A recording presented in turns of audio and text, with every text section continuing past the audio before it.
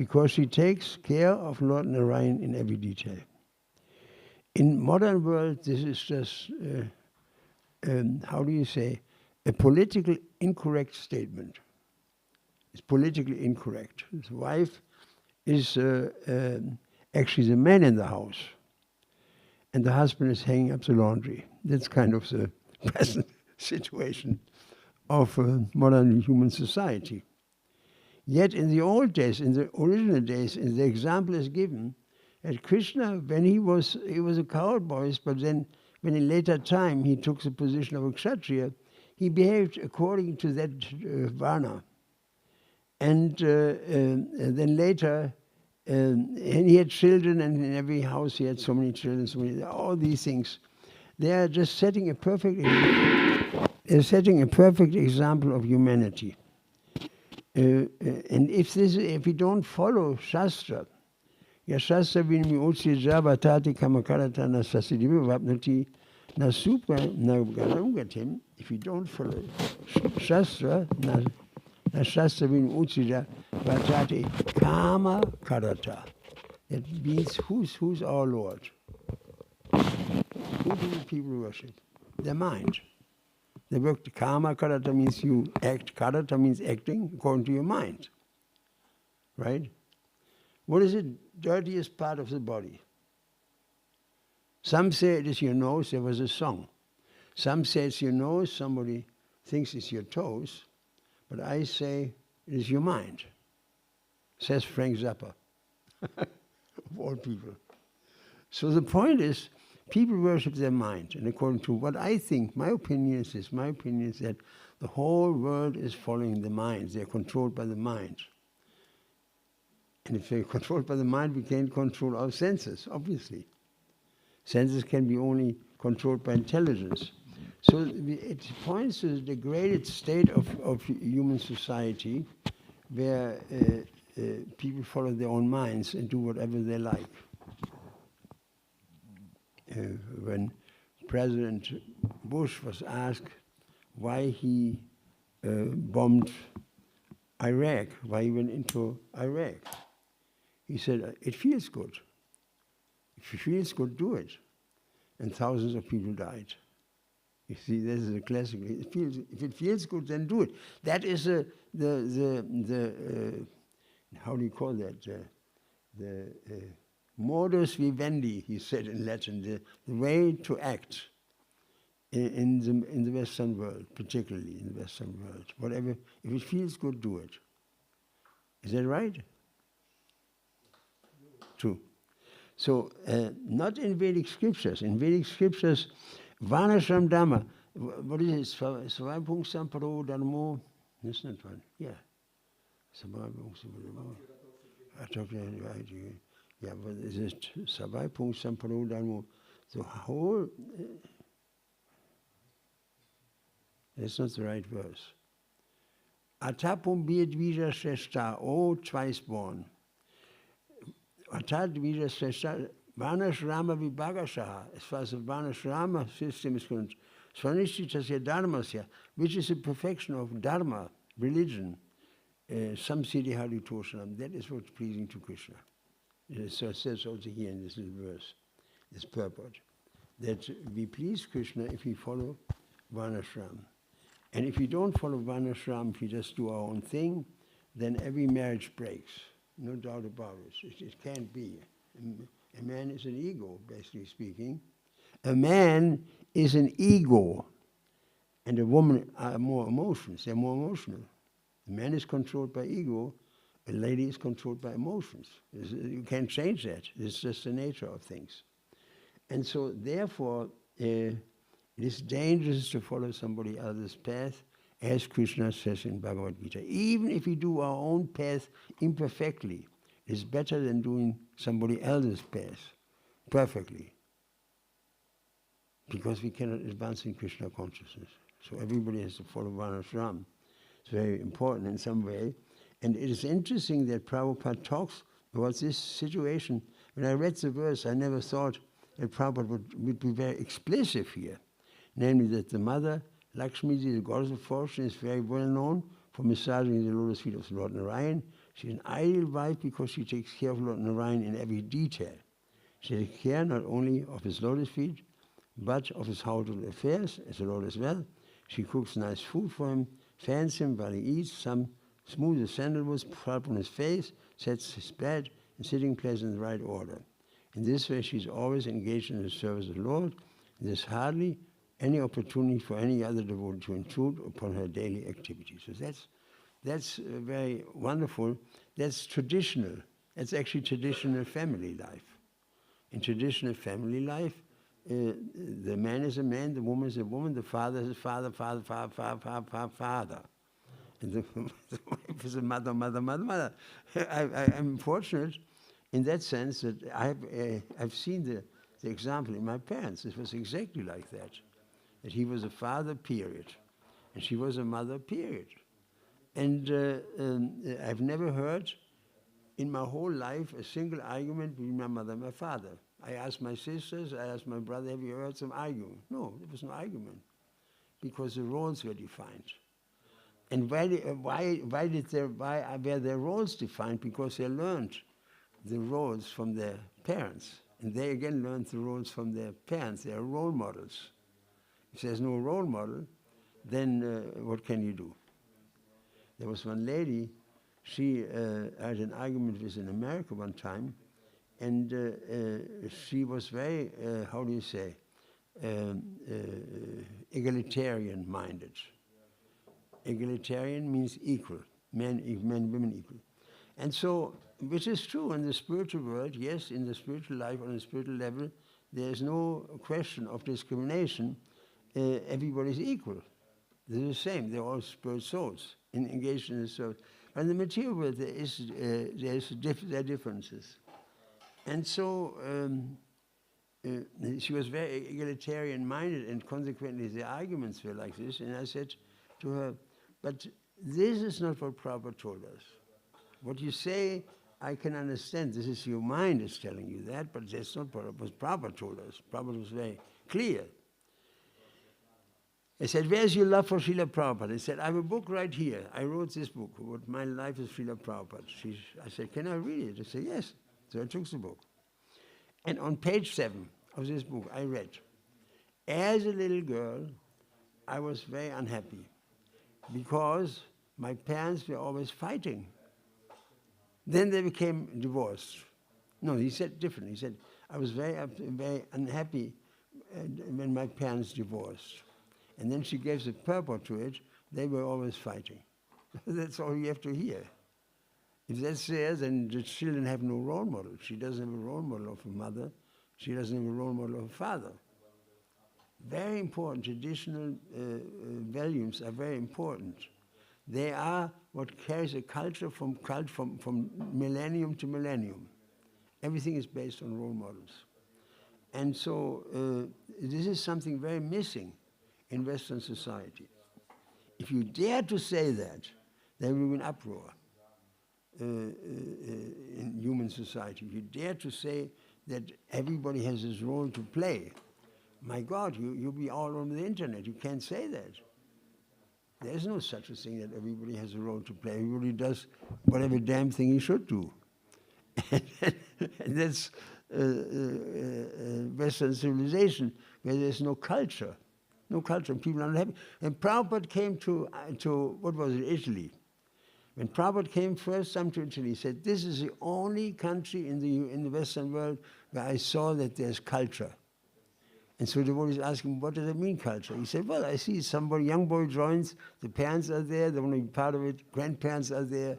There's a whole family tree that participates in the activities of one person. They're very family-oriented. And Krishna says in Bhagavad Gita, Arjuna says, when the family tradition is destroyed, the whole world is going to hell. The whole world is going to hell. And that is the practical example that we are seeing on a daily basis in Western society. Opening bottles and not being able to close them. One chaos after the other. One chaos after the other. Because of I, me, and mine. That's what it is. And so that's the first point that is raised here. And please think about that. try to understand what is your role in society. There are different ashrams given.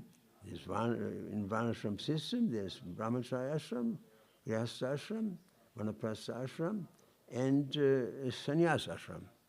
One ashram is as good as the other if people follow that particular ashram. You can be perfect in every ashram. You can be perfect in any varna. In any varna, like it says, what is this? Kiva Vipra Kiva Nyasi. You may be a great learned person, you may be a sannyasi. Kiva Vipra Kiva Nyasi. Sudra Kanana, you may be from the Sudra society, from the Sudra. Ye Krishna Tattva Veta Ye Se Guru Hai. If you know the signs of God, you can be the spiritual master of the whole world. Regardless what your ashram is, regardless what your varna is. That's the point right there by Lord Chaitanya. The other day there was one young couple, and I talked to them. They were both Indians, and they came as guests, and they were tortured because they wanted to marry, but the parents said, this boy, nice boy, he's not our caste, you cannot marry him. And I said, well, the caste system, as we know it, practice caste system by birth, and all the restrictions that are there, that is not after Lord Chaitanya. Lord Chaitanya clearly deviated from the caste system. He was preaching Krishna consciousness to, that's why people are upset about. The Brahmins were very upset. He's preaching to the low-class people. What about going to the temple and giving donations? He's saying God is everywhere, so why should people go to the temple? He said, by chanting Hare Krishna, you become perfect. What's the temple for? So people became envious. They tried to kill Lord Chaitanya because of it. So the Varna system can be used, Varna ashram is useful, but we should be not fanatical. We should understand it's not by birth, it is by qualification. And when Prabhupada gives the example that even the king of Jaipur, his son, he treated his son like everybody else. And he had to go and fight a lion in the forest. How do you do that? You lie on a tree. When the lion comes, you jump on top of the lion and kill him with a knife. I mean, I wouldn't have that courage, to do that. So you have to have a kshatriya nature to do that. So that was going on up to recent. By qualification, the son of the king becomes the king. He has to go out and show his valor. Arjuna, he didn't sit all day around and meditating. He was a fierceful fighter. He had some qualities according to his position as a kshatriya. So this Varnashram, we may not be able to practice perfect Varnashram. That's a fact, But at least we as devotees, we should know what works and what doesn't work, Otherwise you end up with zillions and zillions of broken hearts and broken families, which has been the system all over the world. All over the world. India is a word, like the word divorce in Ireland, for example. The word divorce was forbidden to even speak out by law till a couple decades ago. You couldn't mention the word divorce in public. It was not in the constitution. The word divorce was not mentioned. Then, as the modern time, the wave swept in of modern time, and liberation of everything, freedom from all culture and from. So then there was all of a sudden there was a, how do you say, eine Umfrage, not Umfrage, wie nennt das, ein Volksentscheid. What's the English word for that? Volksentscheid. Public poll. Huh? Public poll. Public vote. Poll. Huh? P-O-L-L. Poll. Vote. I gotta put my hearing aid in. But can you help me? I gotta get my hearing aid from here. Oh my God. The glass fell on the ground. Here. In one of the pockets, a little white container. So there was a vote.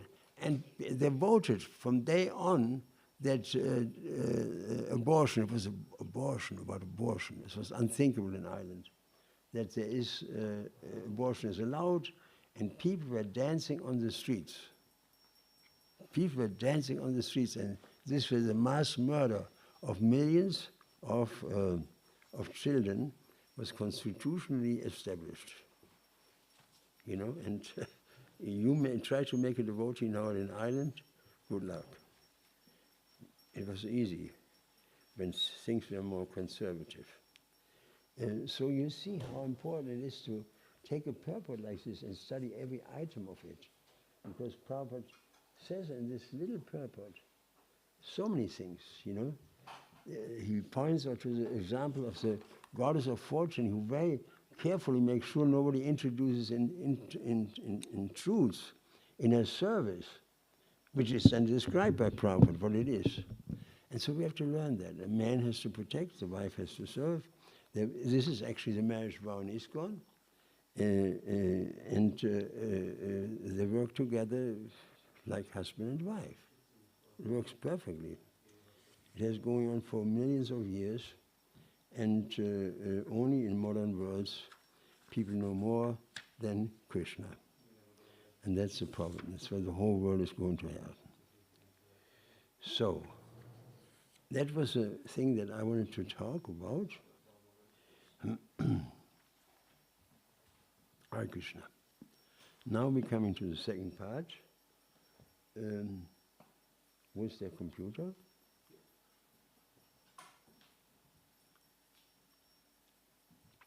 Is this wireless?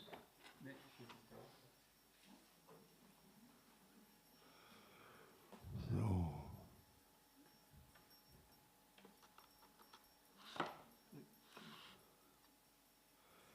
Yeah.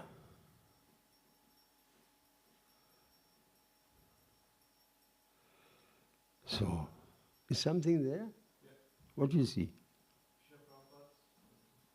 With Srila Prabhupada, right? Yeah. I wanted to talk about an interesting subject.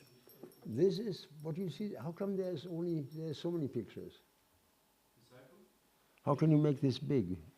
I can make it bigger than my laptop. How's that? Yeah. That's it. So here is my personal story, which quite includes a lot of philosophy. Here is when I met Srila Prabhupada first time. That is, I ran up, it was in Amsterdam. It was a new devotee. I came in the morning by plane from Germany, and the day before actually, and so I knew where the immigration is.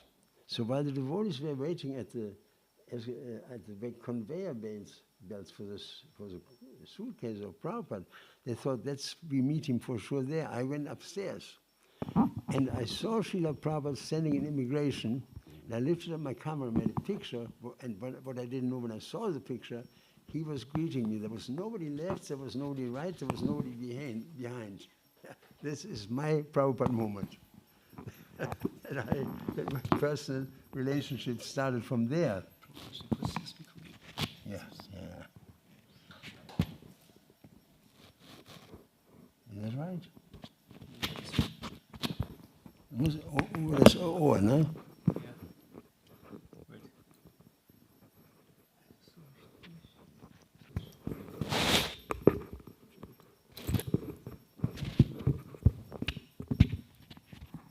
Anyway, this is the first moment. Then from there, Prabhupada passed by, and I was on the ground, and I cried and I laughed simultaneously. I had so many contradicting emotions that went through my system. It was amazing, and I saw the feet, and I looked up, and Prabhupada was very small. I didn't expect him to be so small. He's much smaller than any one of us. He was actually a very small person. Huh? Prabhupada was actually very small. He was not very big. He was maybe 5 foot or something. 5 foot, 1,60 Meter oder sowas, 160, die herum. And so he went from there he went into VIP room. There were some journalists there interviewing Prabhupada. And here's the thing. Before I went to the temple, I listened to a tape of Prabhupada in the temple before going to the airport, and I could understand maybe 50% of what Prabhupada was saying. Because Prabhupada talks about, when he talks about birds, he said there are birds in the forest. So what is a bird? It's a bird.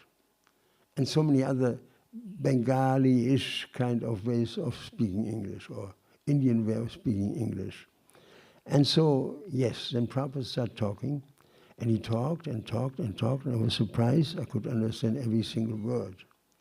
So I went to the temple, listened to the same tape that I couldn't understand by maybe 50%, understand every single word from the end, and from that day on I could understand whatever Prabhupada was saying. It's kind of the super soul was involved to make me understand. It's kind of miraculous. And so many devotees have similar expressions. So Prabhupada came to Germany in 1974, and we got a phone call. We have to arrange meetings with public persons, and it fell on me to do that. And so the first person we met is Professor Durkheim. Here you see Professor Durkheim, Prabhupada in the middle, I'm Prabhupada in the left, and I'm in the middle, translating. So this Professor Durkheim was a famous Zen Buddhist. Zen Buddhists, there's different kinds of Buddhism, and this is Zen Buddhism, it's Japanese. And he got into this because, first of all, he was a thinker. He was meditating. He had some experience, he told Prabhupada, that in the First World War, he was in a bunker. And the grenades were flying like anything, coming in. And so everybody was hunkering down in the bunkers.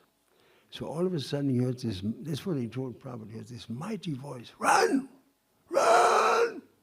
So he ran out of, he was so shocked by this voice, he ran out into the fire, and the grenades coming down, and one grenade came down right over his head and landed right in the bunker, and not a single person survived.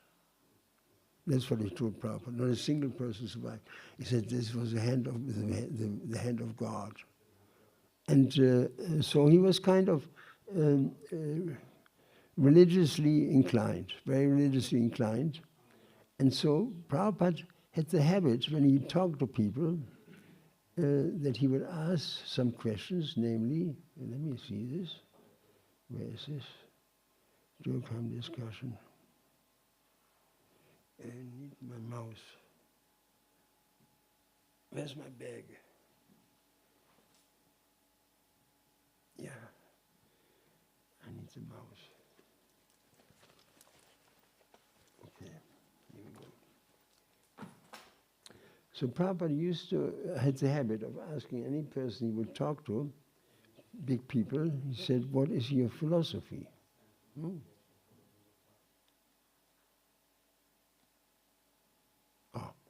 1 second.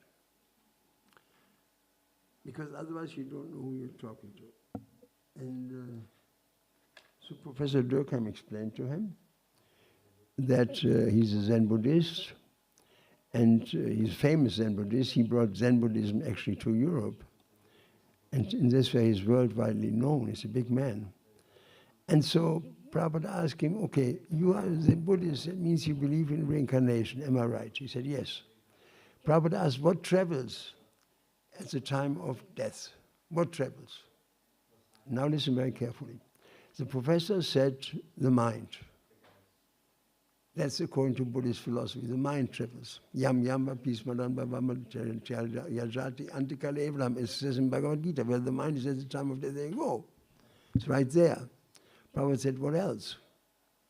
He said, what do you mean, Miss, what else? Nothing else. Prabhupada said, no. There's the mind, the intelligence, and the ahankara, the false ego. These three are the components of the subtle body. Subtle body, gross body is there, earth, water, fire, air, ether, that you can touch, smell, hear. And then there's a subtle body, which travels at night. The soul is traveling at night in the subtle body. It flies here and there. And so in the subtle body, there's manasarira, there's buddhi sarira, there's ahankara. What else travels? The professor said, well, I'm left behind. I don't know what to say about that. Prabhupada said, who is the passenger of the subtle body? Professor said, well, I have no idea. He said, you are the passenger of this body. And Prabhupada said, who's the driver of the body? Krishna. Krishna is the Supreme Personality of Godhead. Ishvara Sarva Bhutanam, the Lord of all creatures. Riddhi Arjuna Tishtati, he sits in the heart, Riddhi, in the heart. Brahmayan Sarva Bhutani, Brahmayan, he moves everyone. Sarva Bhutani, all living beings are moved by the Super Soul. Yantra Rudhani Maya, who is sitting on a machine made by Maya, the body. So the professor was very shocked. He had never heard such a thing. And for the rest of the time, they had very good conversations, as you can see here. You see that? Professor Durkheim always was he was 72, Prabhupada was 72, Prabhupada was 2 months ahead, and they understood each other. He was from an aristocratic family, and Prabhupada was coming from an aristocratic background as well. They understood each other, and they had many to talk to each other all the time. Here you see, there's a discussion between him, Mother Himavati is there, the wife of Hansaduta. I'm in the background here, and it goes on and on. Prabhupada's discussion with Durkheim, which we then reported in this book, partially in this book, The Science of Self-Realization. Unfortunately, not everything, because I was astounded when the secretary got up and left the room and turned the tape recorder off. So there is some missing part. Fortunately, I remember it. So that's how Prabhupada was preaching. He was asking the person a question, what is your philosophy? You should always find out. Where people ask, otherwise you don't know who you're talking to. He may be a fool, or he may be a very intelligent person. You can't see it from outside. And so then the next person that came into attention is this fellow. You see this monk, Father Emanuel Jungklausen, of Maria Niederalteich. Maria Niederalteich, 50 Kilometer von hier, im bayerischen Wald. I invited him because I saw that he was writing a book about the holy name of Jesus.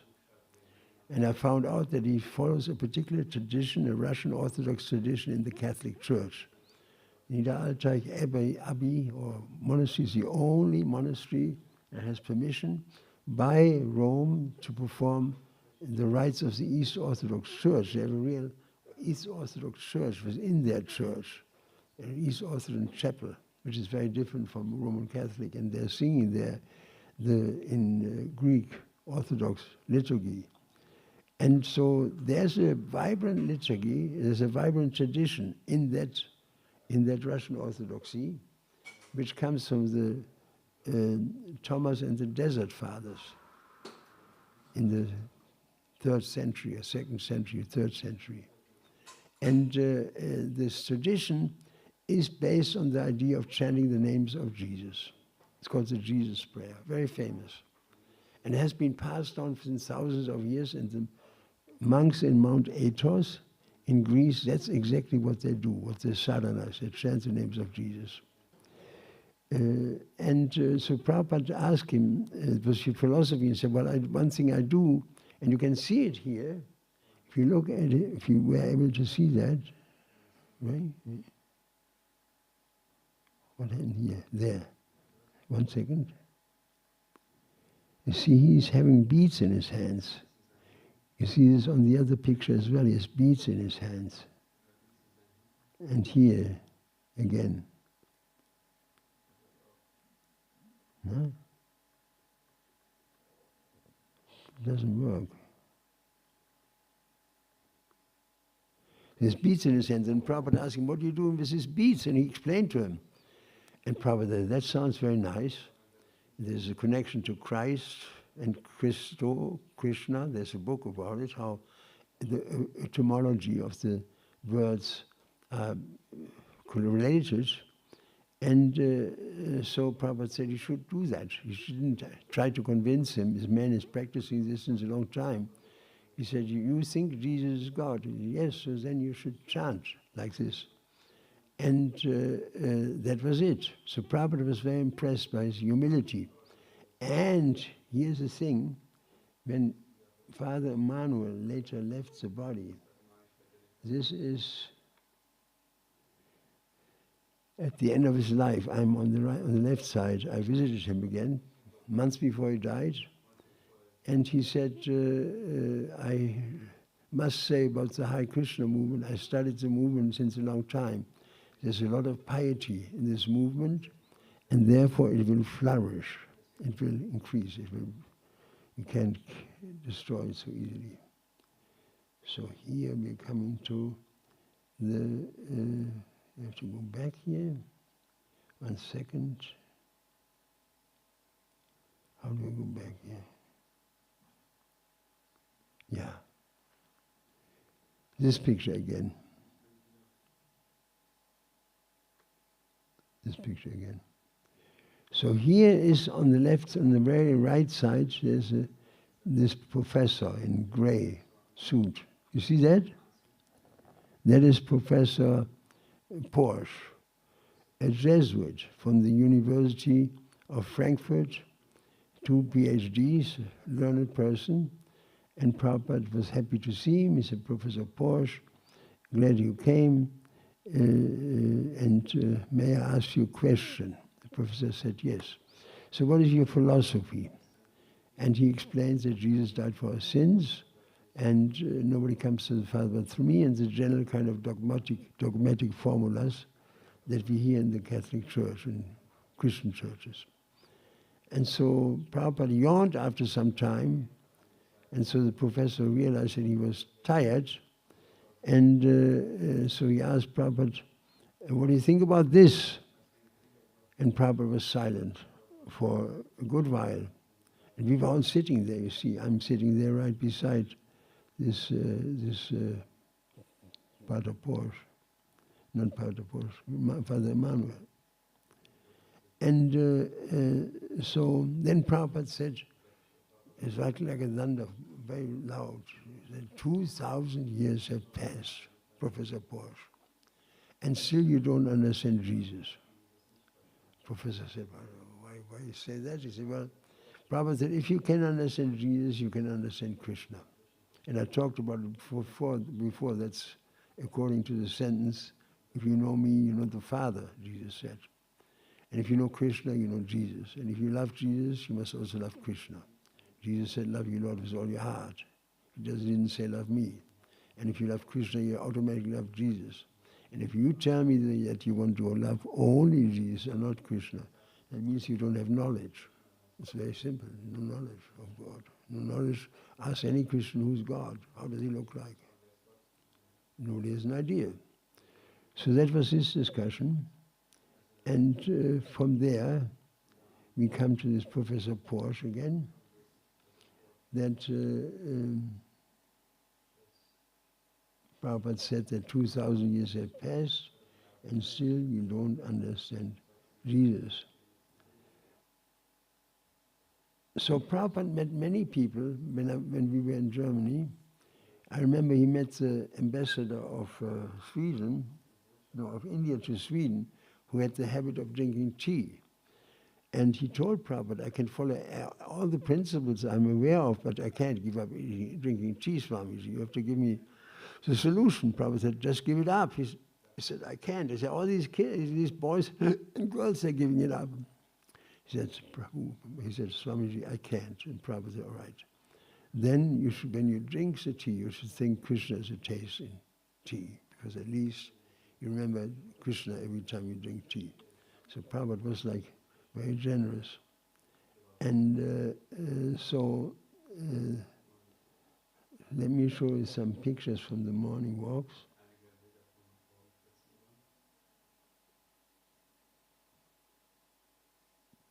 This is over the fields of Frankfurt.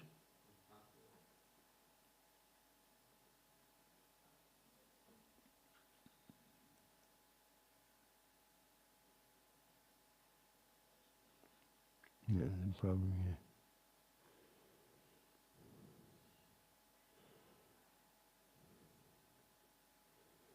Oh, this was a funny moment.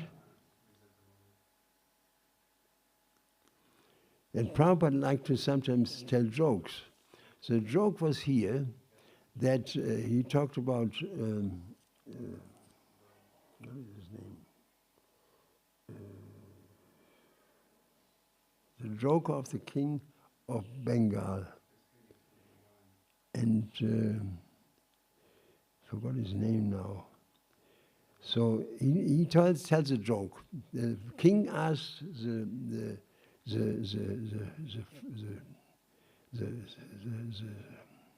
joker. The king asks the joker, "What is the difference between you and a fool?"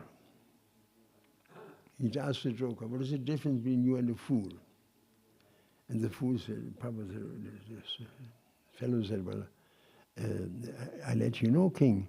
And he got up from his seat and he walked 3 meters to the king, or 2 or 3 foot to the king. So what is the difference you and a fool? He said, 3 foot, Your Majesty. In other words, he was telling who was his fool, so the king himself. So that was a joke here that was talked at that moment. And so you see some other pictures. You see we are walking here over the fields of Frankfurt. And I'm right here. Oops. Why does Krishna do this to us? I was talking on the right side here. Surprisingly, I walked barefoot on the gravel road. I couldn't do this today. Here's some other picture. There was some initiation in Frankfurt.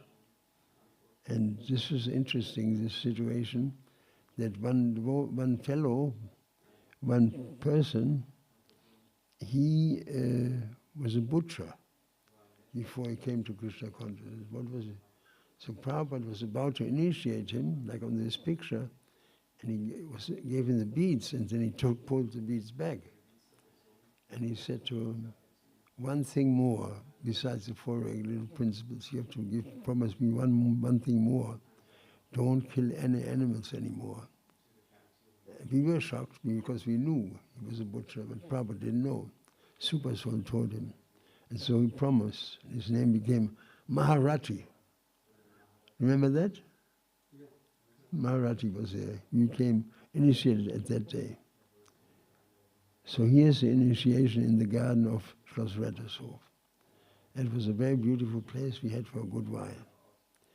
And so Prabhupada, he was meeting big peoples left and right. I remember we went to Bad Homburg, and there was advertised in a way, all the financial aristocracy of Germany lives around Frankfurt. They used to use Rettershof as a place to meet. They hanged out there. All the big people that had been there. It was a well-known place.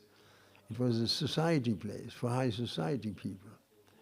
And so Prabhupada told us we should have in Bad Homburg, rent a first-class hotel, and we have a talk there.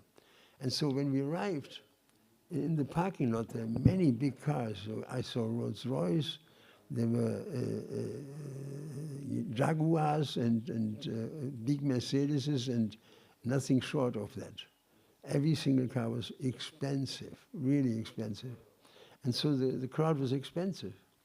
When we came inside, we saw women had these hats that you have in the racehorses in England, and everybody was impeccably dressed. There was not a single young person in the room. All the older generation, they knew each other. They said, "Let's go there and check it out." And we all obviously talked to each other. Let's check this out. The Hare Krishnas in Schloss Rettershof. Who's the top man? Here he is. Let's see him. And so they didn't know what to expect, but they're very interested in to see the headman behind the whole scene. And so Prabhupada I was walking on one side with Hansaduta, and Prabhupada said, there was a big Vyasasan. You remember that big Vyasasan we had for Prabhupada on the stage? And Prabhupada looked at the Vyasasan and said to Hansaduta, "Take that Vyasasan off. Give me a chair." Hazrat said, well, Prabhupada, that's your Vyasasan, we made it for you. He said, I don't want to take the Vyasasan. People will not appreciate. And so he ran ahead and pulled the Vyasasan out to the devotees and put a chair there. And people were kind of wondering, what is this now? And then Prabhupada sat on a chair, and people started applauding, because this is what Prabhupada knew, that they were envious. These are very big people, and here's somebody being shown in a much bigger position, sitting on a throne in front of them. So we're very pleased to see that Prabhupada was a humble person, that he didn't insult their puffed up faculties. And so Prabhupada lectured, and people were very impressed, clapping in their hands, and you see that Prabhupada's influence was very strong on these people. And so this is another example.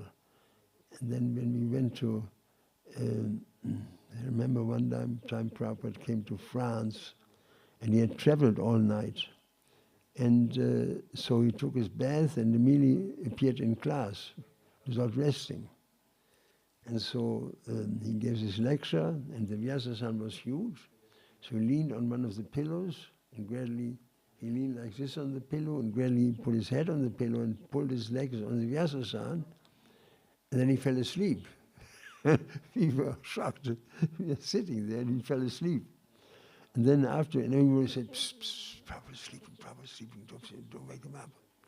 So Prabhupada slept about 5 minutes, and he said, so Krishna says in Bhagavad Gita, immediately started continuing where he had stopped. So you see there's, how Prabhupada was comfortable with himself and with everybody else in all situations. So at the end of the class, somebody asked this question, Srila Prabhupada, you said this and this in Los Angeles. Prabhupada said, who said that? So I don't know, somebody said it. And Prabhupada said, and it was funny to see this on his own face when he said that. He said, there are many Prabhupada said this and Prabhupada said that, but Prabhupada never said that. It was interesting because people are making things up, obviously. Like there is one book written by one devotee, Prabhupada's departure, and he describes there were angels in the skies, glorifying Prabhupada, like when Jesus was born, the angels were in the sky singing, who has all glories to the people who are of goodwill, by the way, who are of goodwill, not every demon. And so he puts this into this book, and this is called the artist's freedom, embellishment. But I was there, I didn't see any angels, nor anybody else. And it was interesting that in this book, the people around the bed were his friends. I know many people that were around the bed, they were not there. And some people who were in his books as being there who were not there. So it's just the nature of human beings to speculate and to embellish. And so this happened also to Srila Prabhupada very often, that people put into his mouth what he actually didn't say exactly. So I always like to tell the story showing the humility of Prabhupada. He came into this university, Stockholm University, and it was full of puffed up people. They were all communists, Maoists, Leninists, Mao Zedongists, and anarchists, and everybody, left.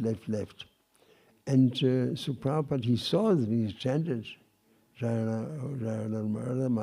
looked over his spectacles, and he saw these people. And then he started speaking. He said, so there are 4 classes of men, because all these people live in the classless society. They're different opinions, they're different kind of communism, from Marxists all the way to Ho Chi Minh or Mao. They're different kind of interpretations of the same basic idea, which is human. Look at the difference. There's 3,000 different Christian churches, but there's only one message. So people, this is according to time, place, and circumstance, according to their own mindset, they speculate and develop different kind of religious understandings, spiritual religious constructs, which are all unacceptable because they're all children of the mind. And so he talked about the 4 classes of men, Brahmana, Kshatriya, Vaishya, Shudra. And so people became very restless finally some man stood up and said, of course, Swamiji, you think you're first class.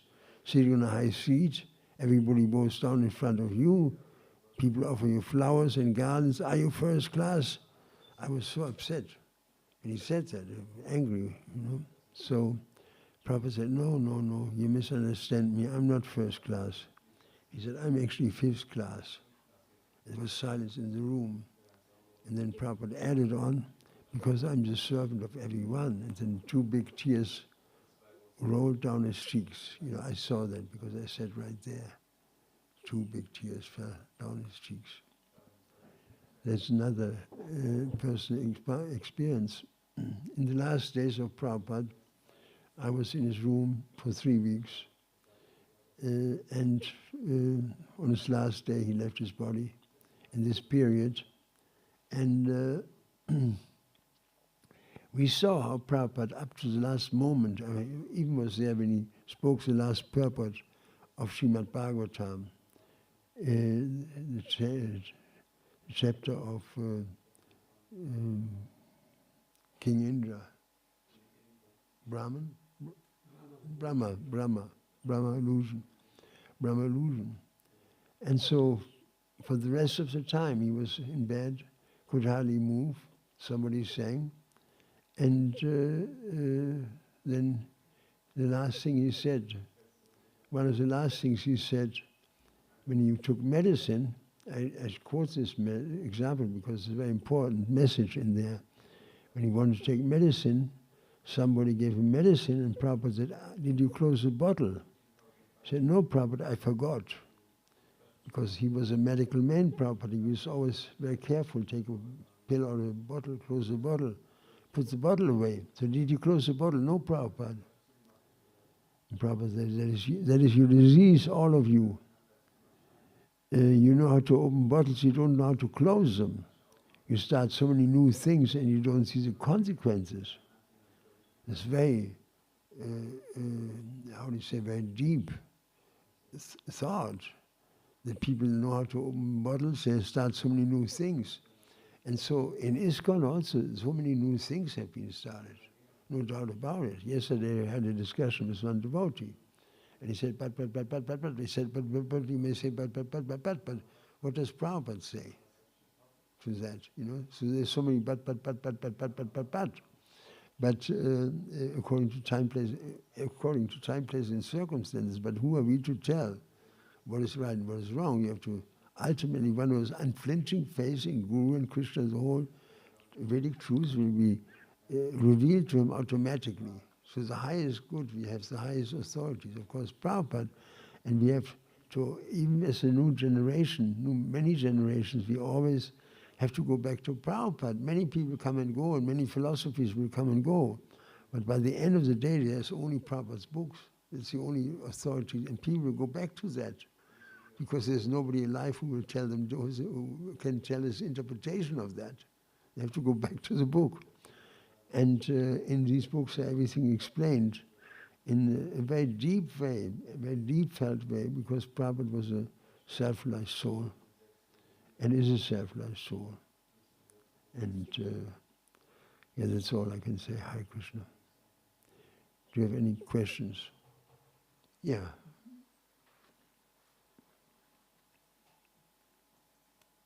Hare Krishna. Hare Krishna, Prithu. Was siehst du momentan, was in ISKCON möglicherweise nicht so ganz nach Srila Prabhupads Wunsch, was siehst du momentan in ISKCON, was möglicherweise nicht so ganz nach Srila Prabhupads Wunsch abläuft, und wie könnte man das verbessern? I didn't understand the word. What do you see at the moment in ISKCON? Is this here?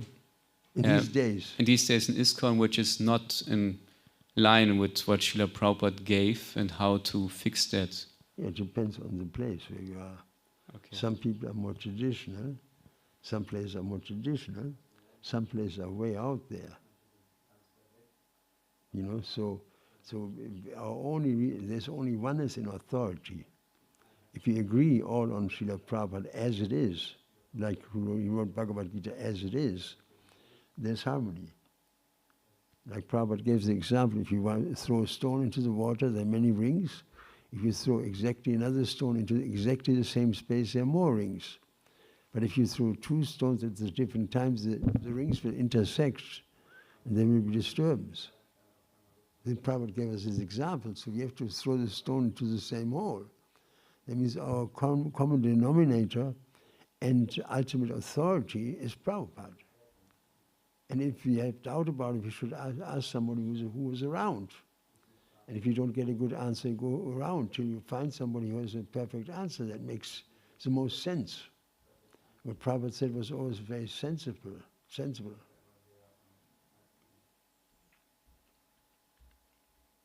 So,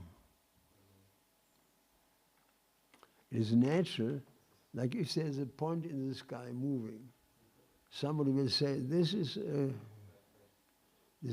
kite, ein Drachen. Somebody say, no, this is a plane. Somebody say, no, it's not a plane. This is not a kite, not a plane. It is a bird. Again, another one said, it's Batman, clearly, I can see Batman. So these are different opinions according to people's perception. And there's this famous English writer, he wrote, two people are reading the Bible at night. One at night, that means you can hardly see. One sees black, the other sees white. You know?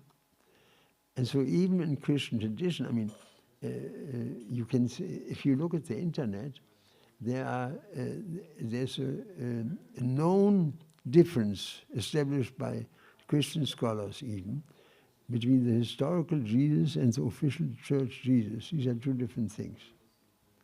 One is interpretation and the other is actually the history.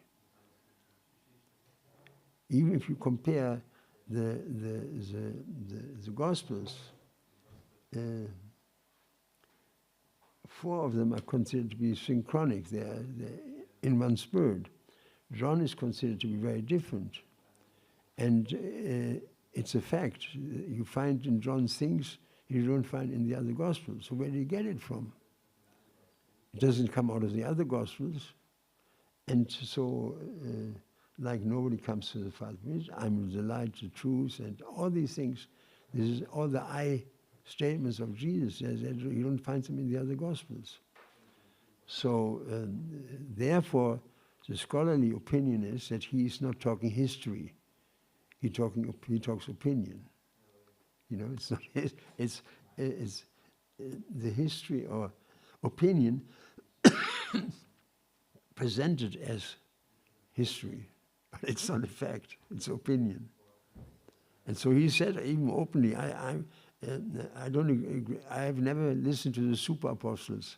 It means he had no authority. He said, I have my own Jesus. It's right in his writings. And if you don't follow my Jesus, then you're condemned. So he was the first, how do you say? They call it the first theologian of Christianity. That's a very gentle way of expressing. He's the first theologian. Don't ask me what I think.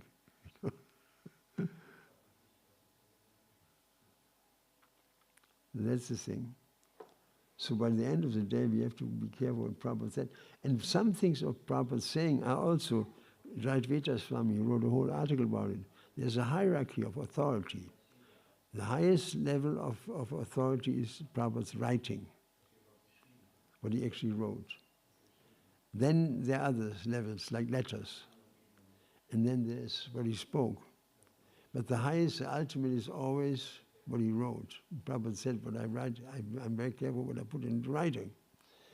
So sometimes confusion arises because people quote things which are in the letters and in the conversations. And there's a compilation of these things, and Prabhupada's desire was they shouldn't be published because they are according to time, place, and circumstances. There's clear instruction by Prabhupada. So this was broken at one time, and now, you know, this one, I talked with Hari Sori one time, that he was there when a boy came and he told Prabhupada that he wants to divorce his wife. And Prabhupada said, you can't do that, there's no divorce. And so the boy said, but Prabhupada, I'm not able to do this. I must separate from my wife. I must have a divorce, you know. She's like this and that and that. And Prabhupada said, but you cannot divorce. So then the boy left. And he came back another day. Prabhupada, I want to have one conversation with you again on this issue. If I cannot get permission for you, I have to leave the movement. And Prabhupada said, then you should have a divorce. And so Hari asked Prabhupada, first, you all tell us there's no divorce. In this case, he said, if I wouldn't have given permission, he would have broken the agreement we made. He would have opposed my opinion, and that's offensive. More offensive than breaking the divorce is to oppose the opinion of your spiritual master. So this is clearly an example of time, place, and circumstances.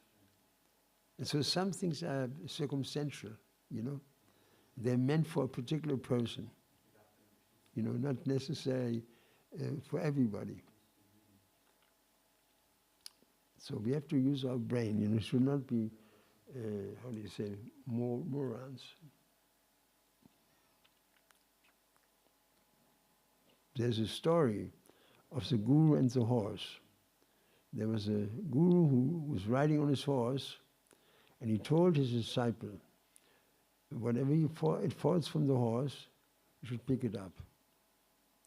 So in the evening, the guru asked for the lota. He wanted to take a shower.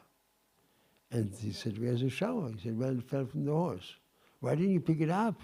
Well, he told me I should just walk beside the horse, because the guru knew he was dumb. So I will write down for you what you should pick up. He made him a list, this, that item, that item, that item. Whatever falls from the horse, look at this list in the morning again. And so, no, he told him, whatever falls from the horse, you have to collect. So the disciple walked behind the horse, and the horse was passing stool. The disciple was collecting the stool, because the guru said, whatever falls from the horse, you should collect. Prabhupada said, you fool.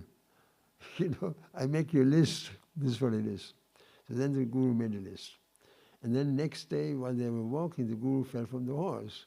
And the disciple kept going. And the guru said, why didn't you collect me? He said, well, you're not on the list. So he said, you have to, it's kind of, how do you say, cute, how you try to follow the instructions, but we also have to use our brain, you know? We have to use our brain. And if one person can't give you satisfaction, you please go to another person, he may be having the answer. It is like that. I do it all the time. You know, if I want to know something very detailed, I talk to Bhanu Swami, you know, as an example. Many times, you know, and I know there's some people who are very knowledgeable on a particular subject. If you want to know everything about the cow, we have Minister of Cow Protection, forgot his name, from Gita Nagari, and he's the expert on cow protection. Is that okay? Hare Krishna. Any other question? Oh, glory to Srila Prabhupada.